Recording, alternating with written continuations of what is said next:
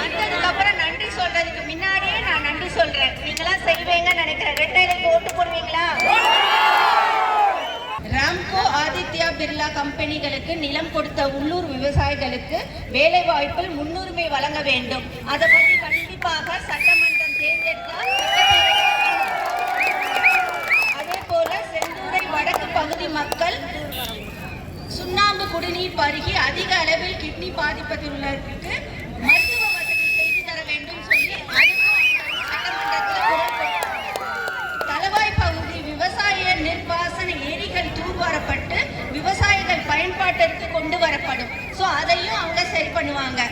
அதே போல தளவாய் பெரிய ஏரி, சேந்தமங்கலம் பெரிய ஏரி, முல்லையூர் பெரிய ஏரி, அயன்தத்தனூர் பெரிய ஏரி, ஈச்சங்காடு பெரிய ஏரி ஆகிய பாசன ஏரிகள் ஆழப்படுத்துகிறோம் என திமுக ஆட்சியில் பலமுறை டெண்டர் விட்டு பணம் எடுத்துள்ளார்கள். இந்த ஏரிகள் சரியாக வெட்டவில்லை, கரைப்படுத்தவில்லை.